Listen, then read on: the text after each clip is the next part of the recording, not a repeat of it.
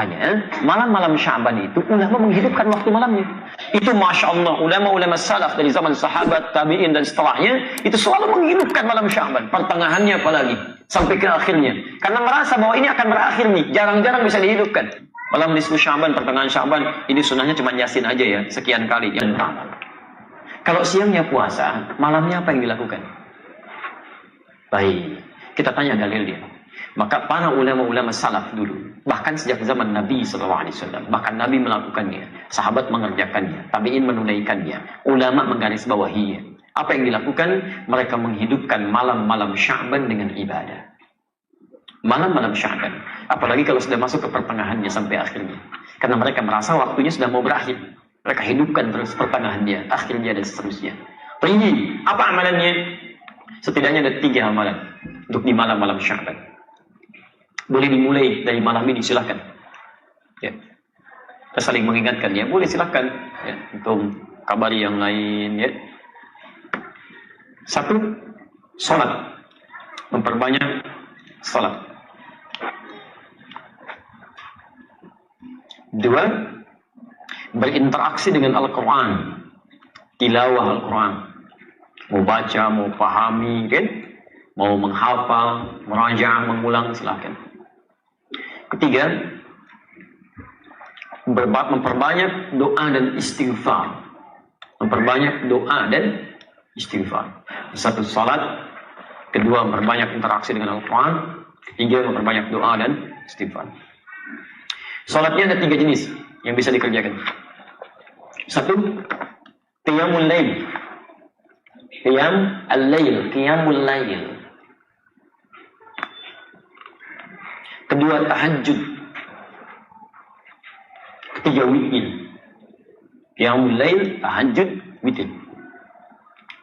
Baik, kalau secara bahasa, qiyamul lail itu semua salat yang dikerjakan di malam hari. Salat pada malam hari. Tapi kalau spesifik istilah fiqih, qiyamul lail itu adalah salat yang dikerjakan pasca salat isya dan sunnahnya tanpa diawali dengan tidur terlebih dahulu. Jadi untuk membedakan dengan tahajud. Kalau qiyamul lail, Anda sudah salat isya, kemudian salat sunnah, lalu Anda salat di situ 2 rakaat, 4 rakaat, 6 rakaat, tutup dengan witir 1 rakaat atau 3 rakaat. Itu disebut dengan qiyamul lail. Di luar bulan Sya'ban, umumnya salat ini dikerjakan bagi orang yang belum tentu bangun di malam hari. Karena terlampau lelah misalnya, diduga tidak bisa bangun malam, maka dia salat terlebih dahulu sebelum tidur, tutup dengan witir sebelum tidur. Jelas ya? Tapi di bulan Sya'ban tidak harus menunggu itu. Ya silahkan, nggak apa-apa. Begitu selesai isya, salat sunnahnya, menjelang tidur Anda salat dulu 2 rakaat, 4 rakaat, kan? 6 rakaat, kemudian witir, dan boleh malamnya tahajud lagi. Setelah Anda tidur, silahkan, nggak ada masalah. Ya. Nah, dalam konteks qiyamul lail ini, ya isyarat di Qur'annya jangan mempersulit, mudahkan. Bahkan bacaan-bacaannya pilih yang paling mudah.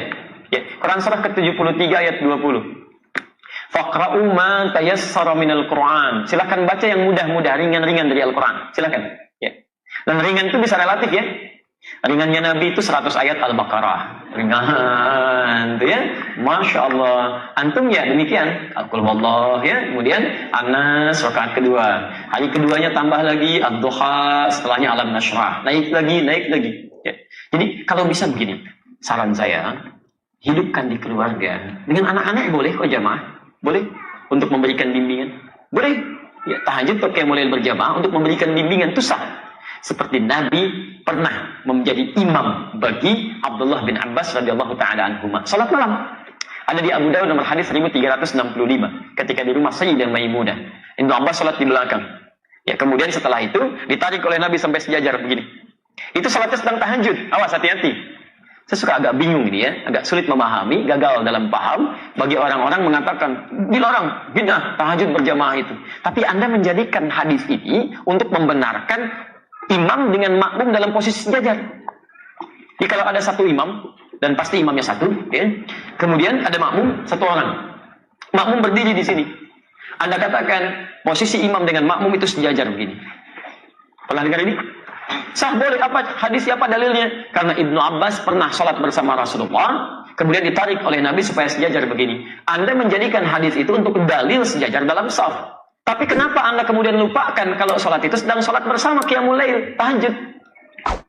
Jadi ini menunjukkan kebolehan tahajud berjamaah. Apa tujuannya? Barangkali satu, untuk membimbing, mengajarkan.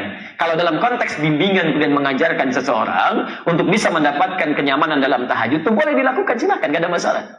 Kenapa nggak Anda hidupkan? Mungkin anak-anak yang belum kenal qiyamul lail, supaya terbiasa dengan tarawihnya nanti, silakan bangunkan. Ya, ayo kita mulai dulu, hidupkan di rumahnya. Jangan berat-berat, kasih yang ringan dulu. Ya, dan rakaatnya jangan banyak-banyak dulu. Supaya sesuai sunnah Nabi ya, kita 11 rakaat. Masya Allah. Malam pertama, besok gak mau ikutan lagi. Dua dulu aja, dua. Witirnya 1. Sudah enak, naik lagi. Qul huwallah dulu supaya nyaman, kan? Begitu besok mau sholat, Pak, kayak kemarin ya, Qul huwallah lagi. Ya, gak apa-apa, Qul huwallah dulu. Besok, Pak, kok Qul huwallah mulu? Naikin dong. Ad-duha, 4 rakaat, 6 rakaat, 11 rakaat. Begitu akhir bulan Sya'ban dia terbiasa. Begitu masuk Ramadan, bukankah ada sholat yang dikerjakan dengan berjamaah pasca sholat Isya dan sunnahnya? Sholat apa itu? Tahu? Jadi kalau sudah terbiasa, nanti begitu masuk Ramadan stabil, Pak, Bu. Stabil. Bukan cuma di awalnya sampai akhir. Karena sudah terbiasa, ada kenyamanan di situ. Sholat, tenang, nyaman, awal sampai dengan akhir. Tapi kalau nggak biasa, umumnya itu numpang kaget aja. Numpang rame tuh, ada jamaah hore, jamaah kagetan, rame. Di begitu awal puasa, bang, rame ke masjid semua. Dia, Masya Allah, rame. Tapi karena nggak pernah terbiasa sebelumnya, awal-awal bubar sampai keluar pintu anon. Begitu pertengahan, terjadi kemajuan. Sapnya maju ke depan. Sampai akhir Ramadan. Ini karena nggak pernah dibiasakan, gitu kan. Jadi awal ayo coba kita bangun. Semangat yang sama. Ya. Malamnya, yuk bangun tahajud. Tunaikan. Tahajud, maksimalkan. Jadi kalau sudah enak seperti itu, Masya Allah. Bahkan dulu selevel Hudzaifah al-Yamani, Al-Mughirah bin Syu'bah, Abdullah bin Mas'ud radhiyallahu ta'ala anhum jami'an, orang-orang baik. Sebagian mereka bahkan dipuji oleh Nabi sallallahu alaihi wasallam. Bacaan Qur'annya indah. Itu datang kepada Sayyidah Aisyah radhiyallahu ta'ala anha, rahimahullah. Di hadis riwayat Al-Bukhari, nomor hadis 2008 sampai nomor hadis 2012. Kaifa kanat salatu Rasulullah sallallahu alaihi wasallam? Ya Sayyidah Aisyah, bagaimana sih salat malamnya Nabi? Saking inginnya mengetahui salat malamnya Nabi. Kata Sayyidah Aisyah, perhatikan, ini yang paling menarik. La tas'al an husnihinna wa tulihinna. Gak usah ditanya tentang bagus dan panjangnya salat Nabi. Cukup diketahui saja. Penasaran, diikuti di belakangnya. Di belakang Nabi SAW salat. Masya Allah, salatnya tuh kata Hudzaifah al-Yamani, indah, gitu, tenang salatnya. Rakaat-rakaat itu rakaat pertama, kedua, setelah itu istirahat dulu berzikir, Allahumma innaka afuwwun tuhibbul afwa fa'fu anni. Indah, enak. Sesuatu yang ditunaikan dengan tenang, nyaman, ada jeda sejenak, disebut dengan tarwihah. Jamaknya disebut dengan tarawih. Tarawih itu sifat, bukan nama sholatnya, sifat sholatnya. Jadi ketika disebut tarawih, dipopulerkan oleh ulama, ingin memberikan kesan bahwa sholatnya Nabi itu tenang, tidak buru-buru. Nyaman, bisa nggak terbayangkan Pak, 11 rakaat sampai hampir menjelang fajar saking nikmatnya. Ini Nabi, Rasul, ahli surga, dekat dengan Allah, dijamin masuk surga, bebas dari kesalahan, 11 rakaat sampai menjelang fajar. Tenang. Ini Anda Nabi bukan, Rasul bukan, belum jadi ahli surga, belum tentu dekat dengan Allah, 23 rakaat, 7 menit. Allahu Akbar, Allahu Akbar, Allahu Akbar. Luar biasa. Lebih soleh daripada Nabi gitu kan. Maksudnya cepat sekali gitu kan. Itu kan luar biasa. Tarawih itu ya begitu tenang. Ya. Dan yang dibaca berapa? Masya Allah, saking nikmatnya. Kata Hudzaifah al-Yamani, saya pernah di belakang Nabi. Rakaat pertama 100 ayat Al-Baqarah. Itu pun bukan baca biasa. Begitu berhenti di ayat-ayat tentang surga, berdoa supaya umatnya masuk surga. Begitu berbahas tentang, baca tentang ayat-ayat neraka, menangis memohon supaya umatnya dibebaskan dari azab. Ya, ada kenikmatan dalam sholatnya. Bahkan Masya Allah pernah di belakang Nabi, dikira 100 ayat Al-Baqarah selesai, ternyata nyambung semuanya Al-Baqarah. Terus 86 rakaat pertama. Dikira akan ruku, kata Abdullah bin Mas'ud, ternyata Ali Imran disambungkan sampai 200 ayat. Dikira akan ruku, ternyata ke An-Nisa 176 ayat. 5 juz 4 halaman, baru ruku. Besoknya nggak pada ikutan lagi. Bukan capek, tapi kata Abdullah bin Mas'ud, bukan capek. Saya sering menduga katanya. Ini saya jadi berprasangka pada diri saya. Jadi sering menduga.